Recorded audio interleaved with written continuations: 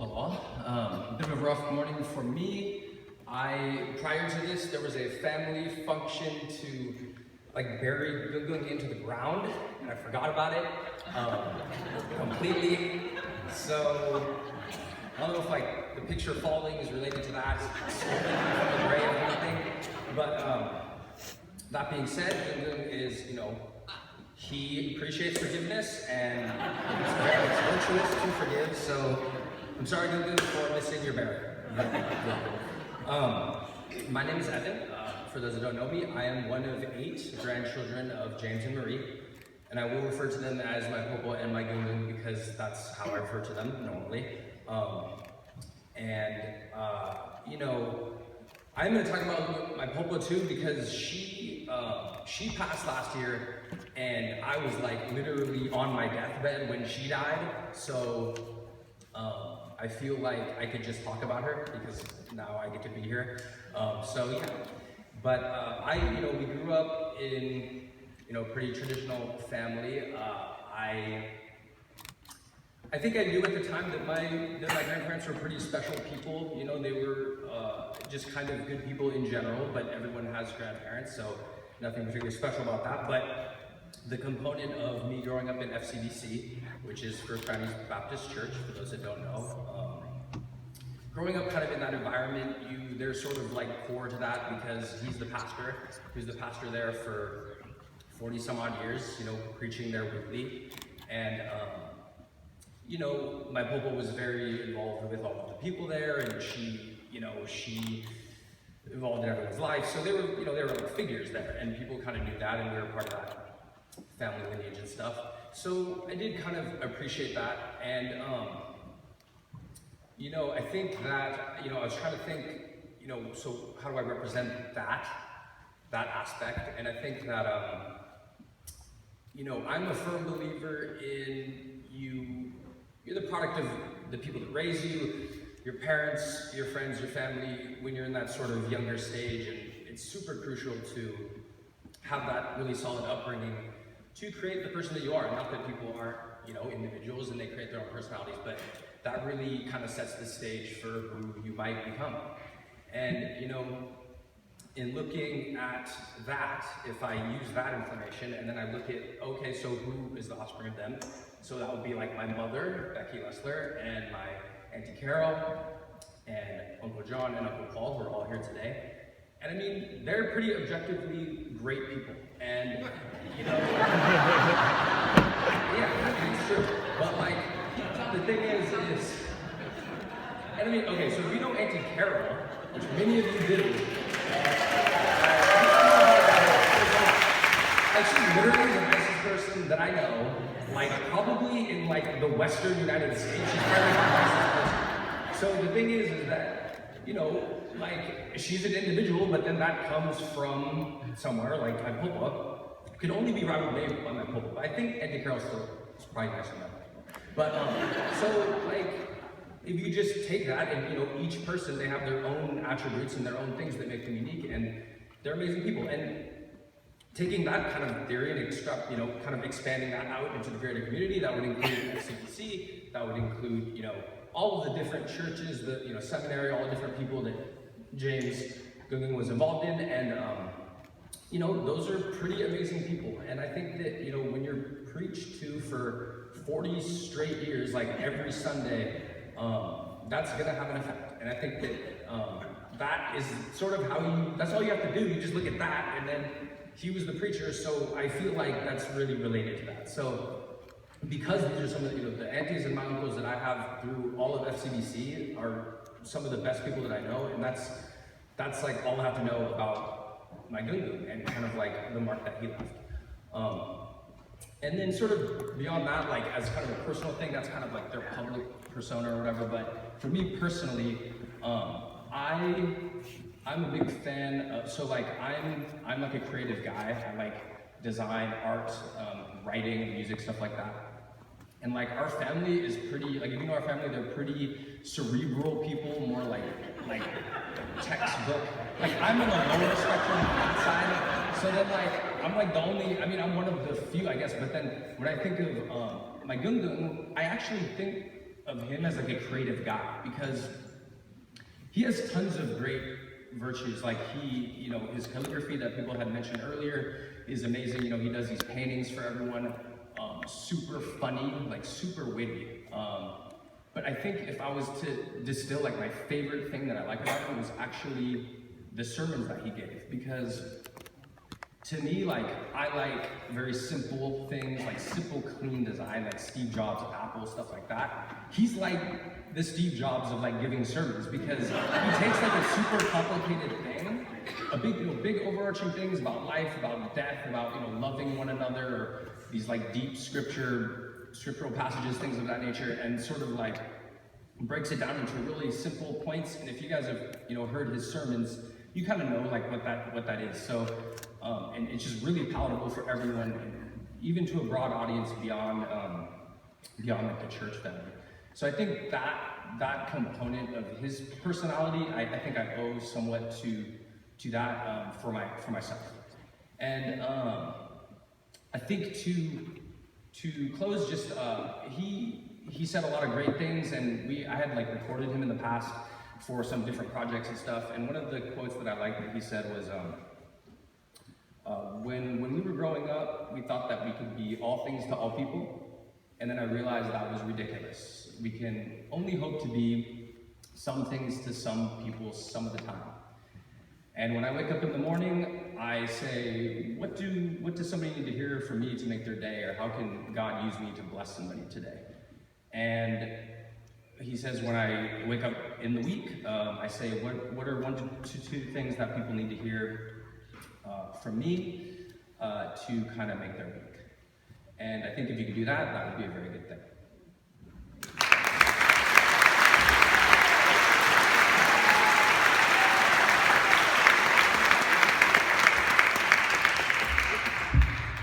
For those of you who don't know, I am Evan's Auntie Carol. And Evan, you said so many nice things about me. You never have to give me a raise ever again. Thank you so much. My name is Carol, and I'm James's daughter. And my dad was a man on a mission, but he was also a very grateful man. And I know that because he spoke of it, and he wrote about it, and he lived it. Dad had 4 children, Becky, Paul, Carol, and John. He shared with us his Christian faith. And his other really big gifts to us were he married my mom, Marie. And then he raised us with a lot of help from Marie. And then he sent us up to college and beyond. And then he let us marry whoever we wanted to, without making a fuss, mostly because he knew that we'd all marry up. True story, in case you don't know our in-laws. Okay, and then he had 8 lovely grandchildren, each of whom was really special to him in very unique ways. So, in Becky, you see Dad's intelligence, and his vision, and his generous and caring heart. From Dad's gratitude journal, we heard things like this. Becky came over today, and we talked about money that we can give away, and other church matters. Gratitude for Becky's perception and maturity. And he'd write things like this. Grateful for Becky's commitment to the life and the mission of the church. And Becky came over today and got Mom ready to come home from the hospital, and then she stayed overnight. And that's Becky quietly taking care of just everybody. And then, in Paul, you see Dad's sharp mind. You see his, he's really very practical, and he's very disciplined, and he has a very strong work ethic. So whatever Paul does, whether it's cooking, cycling, raising children, he does it with James-like urgency and commitment. And so Dad was especially grateful to Paul after Mom died. Paul would invite him over for Wednesday night home-cooked meals. Paul's the best cook in the family. Sorry, Becky. But your beef tongue is very good. And Paul would have breakfasts at the Piedmont Cafe on the 4th Monday of every month. And then Paul just sort of took care of Dad. And it was Paul that Dad chose to take care of all of his financial matters. Paul also helped Dad moved from apartment to apartment to apartment to apartment. So that's Paul. And in John, you will find Dad's wisdom, and you will find his gift for teaching and inspiring others and motivating other people, and you'll find Dad's humor. And Dad was very grateful for John for his medical care. John spoke at Piedmont Gardens in the senior retreat. Dad talked to John about many conversations about all the important stuff. And Dad was he wrote about how he was, the spectacular job son John was doing in so many venues. And it would be raising money for safety net clinics and promoting wellness, and most especially for putting God, the church, and family at the center of his life. Well, maybe most importantly, taking him out for sashimi and clamshell growth on the wharf. But anyway, he's very proud of him. And I got Dad's appreciative and grateful heart. The only reason I'm up here instead of my more entertaining and capable siblings is that Dad liked the greeting cards that I sent to him. It's true. So this is the card that I would write to my dad today. Dear Dad, thanks for being mom and dad to me this year. Even though this was a year of changes and challenges for you, you took the time to listen and counsel me. And you always looked forward and not backwards, and that helped me to do the same.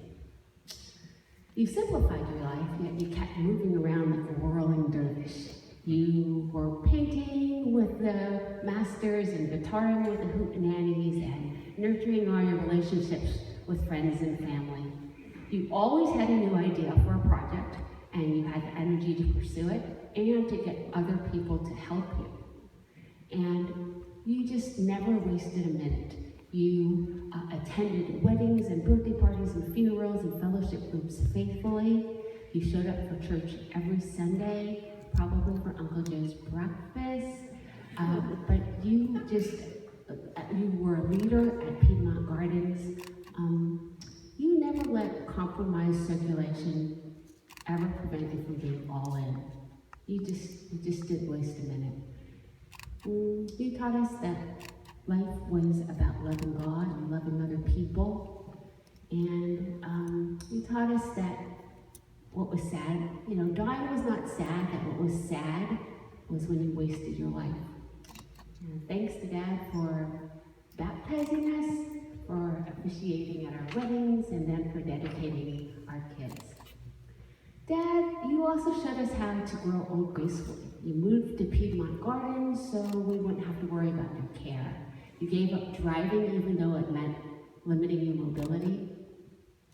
When your energy declined, you just started doing things that took very little batteries. And every place that you lived, it was the best place for you. In skilled nursing, it was the best because they took care of you 24 hours a day. In assisted living, they cooked and cleaned and did your laundry so you could spend your time doing the things that you loved. You were an advertisement for adapting and for just being grateful for everything that still worked. You were the best dad ever. Thanks for I was thankful to God for putting me under your protective and nurturing wings, along with Uncle Pungo. And that's the letter that I write to Dad today. And then I wanted to thank all of you, not just for being here today, but for being his friend and being his colleagues and his fellow choir members. And from the time, for supporting and encouraging him from the time that he was a boy in the Pioneers Group, through YMCA camp, through years of Christian ministry at the First Chinese Baptist Church, and then at the seminary, and finally at Piedmont Gardens. I want to thank you all for listening to his sermons and singing Zoom Golly Golly and Skidamarink Dinky Dink ad nauseum, and for driving our family around when we didn't have a car, and for helping to raise all of us. And by the way, the Chuck children are all officially orphans now. So your job is not yet done. I want to thank you for being in choirs and fellowship groups with him. And I want to thank you for hanging his watercolor paintings and scripture texts on your walls, and for helping with the gathering and gear groups, and just kind of for helping him to fulfill all of his dreams, for helping him with technology, and for just being his friend and helper along the way. And then in all these days of grace that he had in the end, for all of the visits and all of the cards and all of the meals out, and really mostly just for your attentive presence. For that, our entire family is just extremely grateful. And I wanted to end with something that my dad wrote 12 years ago for the 125th anniversary at the church. And it goes something like this. For me, and others like me, one day our work here will be done, and we will go on to join others who have gone before us. But our hearts are made glad because we're assured there will be others to take our place, who will witness to the goodness of the Lord and to proclaim that Jesus Christ is Lord.